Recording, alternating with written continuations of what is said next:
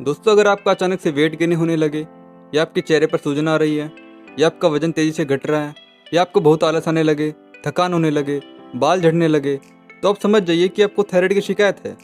आज हम इस वीडियो में यही जानेंगे कि थायराइड होता क्या है और थायराइड की प्रॉब्लम से आपको क्या क्या परेशानी होने लगती है और इसका उपचार क्या है।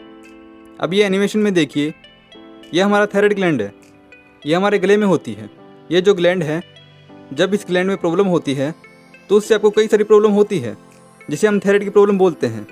देखो, कोई भी बीमारी अगर आप परमानेंट ठीक करना चाहते हो तो सबसे पहले आपको बीमारी के बारे में जानना होगा कि ये क्या है और इसका रूट कोज क्या है और ये बीमारी हुई किस कारण से है। तो अगर आप ये सब जान लेते हैं और फिर उस बीमारी का उपचार करते हो तो आप बीमारी को परमानेंट ठीक कर लोगे। तो चलिए पहले बीमारी को समझ लेते हैं, फिर इसका उपचार आपको बताते हैं। तो हम इस वीडियो में जानेंगे कि थायराइड क्या है और ये कैसे काम करता है और कितने तरह का थायराइड होता है और थायराइड है या नहीं, इसके लिए कौन सा टेस्ट कराना होता है और थायराइड होने का कारण क्या है और थायराइड के क्या लक्षण आपको देखने को मिलते हैं और थायराइड होने के सबसे बड़े दुश्मन क्या हैं। और लास्ट में हम जानेंगे कि कैसे आप अपने घर पर बिना दवाई के थायराइड को परमानेंट ठीक कर सकते हैं। तो चलिए अब हम जानते हैं थायराइड के बारे में कि ये क्या है।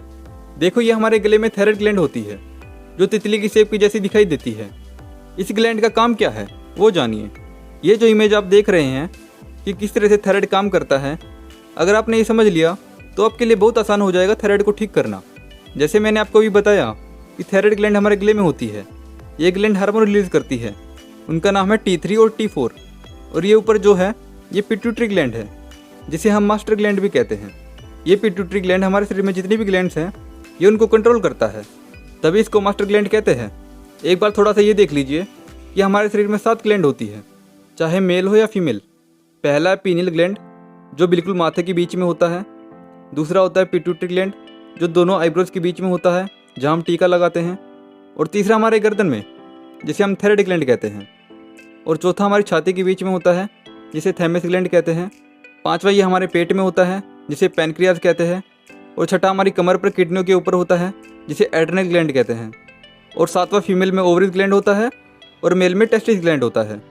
तो मेल और फीमेल में दोनों में 7 ग्लैंड होती है। और जो इन सभी ग्लैंड को कंट्रोल करता है वो है पिट्यूटरी ग्लैंड, जिसे हम मास्टर ग्लैंड कहते हैं।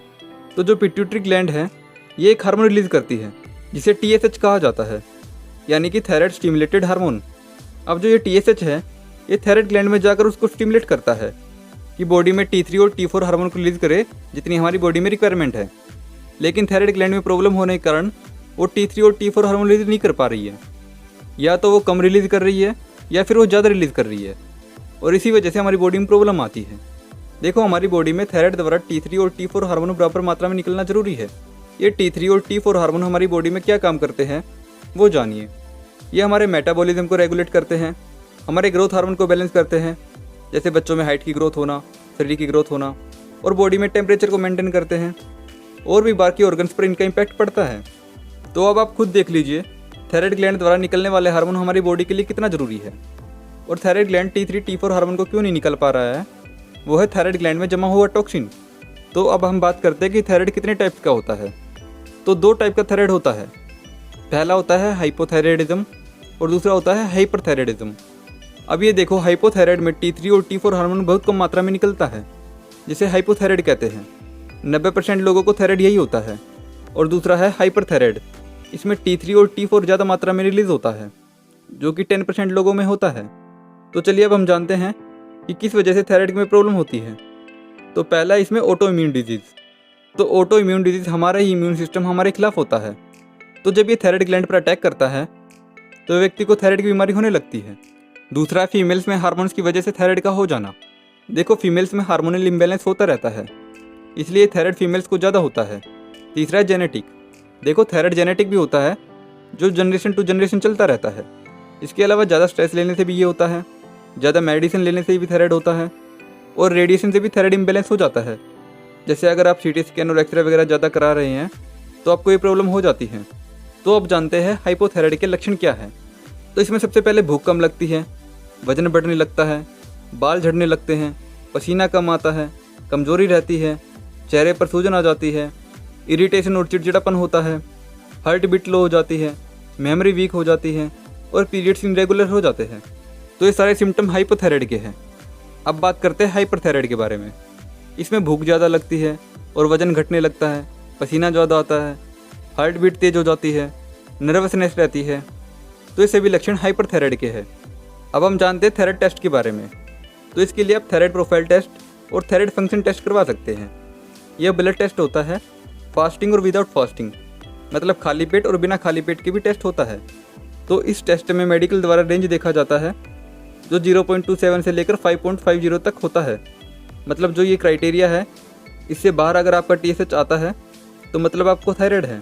पर मैं आपको बता दूं कि अगर आपका थायराइड 8 तक भी है तो भी आपको थायराइड नहीं है। 8 से ऊपर होता है तो हम थायराइड मानते हैं। तो आपको 8 के आसपास थायराइड है तो आपको थायराइड मेडिसिन खाने की कोई नीड नहीं है। बाकी आगे हम थायराइड का ट्रीटमेंट बताएंगे जिससे आपका थायराइड परमानेंट ठीक हो जाएगा। तो चलिए आप जानते हैं कि थायराइड के सबसे बड़े दुश्मन कौन हैं। तो दोस्तों सबसे पहले है अनहेल्दी फूड और अनहेल्दी लाइफस्टाइल। देखिए अगर आप अनहेल्दी फूड ज़्यादा खाते हैं और आपका अनहेल्दी लाइफस्टाइल है, जैसे देर से सोना, देर से उठना, ना योगा करना, ना एक्सरसाइज करना, इनकी वजह से भी थायराइड की प्रॉब्लम होती है। और सबसे बड़ा रीज़न है थायराइड की मेडिसिन खाना। देखो मैं आपको बता दूं, ये एलोपैथी थायराइड को ठीक नहीं करती। वो कहती है कि हम बस थायराइड को मैनेज कर सकते हैं, ठीक नहीं कर सकते। तो आप फिर भी उनके पास ठीक होने के लिए क्यों जाते हैं। देखो आप जो एलोपैथी डॉक्टर से मेडिसिन लेकर आते हो वो होती है लिवोथायरॉक्सिन मेडिसिन। ये मेडिसिन नहीं है, ये सप्लीमेंट है। जैसे मैंने आपको अभी बताया था कि थायराइड ग्लैंड में प्रॉब्लम होने की वजह से वो अपना T3 और T4 हार्मोन नहीं निकाल पाती, जिस वजह से व्यक्ति को थायराइड होता है। अब जो ये लिवोथायरॉक्सिन मेडिसिन है, ये T3 और T4 हार्मोन सप्लीमेंट है। जो थायराइड ग्लैंड नहीं निकल पा रही है वो आप बाहर से ले रही हैं। मतलब आप कह सकते हैं कि आप शरीर को एक तरह से जुगाड़ करके चला रही हैं। तो आप खुद ही जान गए होंगे कि ये मेडिसिन थायराइड ग्लैंड को ठीक नहीं करती, बस मैनेज करती है।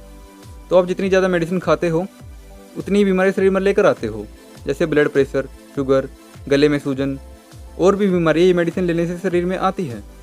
तो अगर आपको ठीक होना है तो उसके लिए थायराइड ग्लैंड को ठीक करना होगा ताकि वो खुद से T3 और T4 हार्मोन रिलीज करे। तो अब हम जानते हैं कि थायराइड खुद से कैसे ठीक करें और आप इस बीमारी से मुक्त हो जाएं। तो सबसे पहले जो भी लोग थायराइड की मेडिसिन खा रहे हैं वो धीरे धीरे इनको कम करना शुरू कर दे। और साथ में जो मैं आपको बताने वाला हूँ वो आपको करते रहना है। सुबह आपको खाली पेट आधा नींबू और 2 चम्मच शहद को पानी में मिलाकर लेना है। और नाश्ते में आपको कोई भी मौसम के अनुसार फ्रूट लेने हैं। आपको नाश्ते में 500 से 700 ग्राम फ्रूट सुबह से लेकर दोपहर 12 बजे के बीच में खाने हैं। चिंता मत कीजिए, ये आपको सिर्फ 1 से 2 महीने ही करना है। चाहे कितना भी पुराना थायराइड क्यों ना हो वो भी ठीक हो जाएगा। तो फ्रूट्स खाने के बाद आपको लंच में 2 प्लेट लेनी है।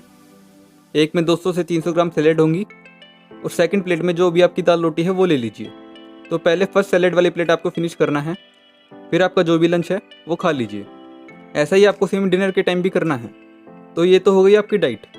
अब थायराइड की दवा भी जान लीजिए। आपको 2 चीज़ें करनी है। पहला है सूखा धनिया या हरा धनिया, इनकी 50 से 100 ग्राम डेली चटनी बनानी है और उसको खा लेना है। अगर सूखा धनिया है तो रात में उसको पहले भिगो कर रखें और सुबह उसकी चटनी बनाकर गुनगुने पानी के साथ ले लीजिए। और हरे धनिया की तो आप डायरेक्ट चटनी बना सकते हैं। अब दूसरी चीज़ क्या करना है, आपको सोंठ, काली मिर्च, धनिया, बहेड़ा, पीपर, जिसे पीपली या लौंग पेपर भी कहते हैं, इन सबको बराबर मात्रा में ले लीजिए और इन सब का पाउडर बना लीजिए। और जब भी खाना खाएं तो उससे 1 घंटा पहले आपको आधा चम्मच पाउडर शहद में मिलाकर लेना है और उसके 1 घंटे बाद खाना खाना है। अगर आप ये सब करते हैं तो मेरा आपसे दावा है कि आपका थायराइड 1 से 2 महीने में ठीक हो जाएगा। तो आपको ये सब कुछ ईमानदारी के साथ करना है। चीटिंग करोगे तो खुद के साथ ही करोगे और खुद को चीट करोगे तो अपनी नज़र में खुद ही गिर जाओगे। तो शुरू कीजिए ये सब और भगाइए शरीर से बीमारी को। और थायराइड की मेडिसिन धीरे धीरे कम करना है, ना कि एकदम से बंद कर देना है। तो वीडियो पसंद आई है तो वीडियो को लाइक ज़रूर कर दीजिए और जो थायराइड की प्रॉब्लम से परेशान हैं उनको ये वीडियो ज़रूर शेयर कर दीजिए। और ऐसी और हेल्थ वीडियो देखने के लिए हमारे चैनल को भी सब्सक्राइब कर दीजिए।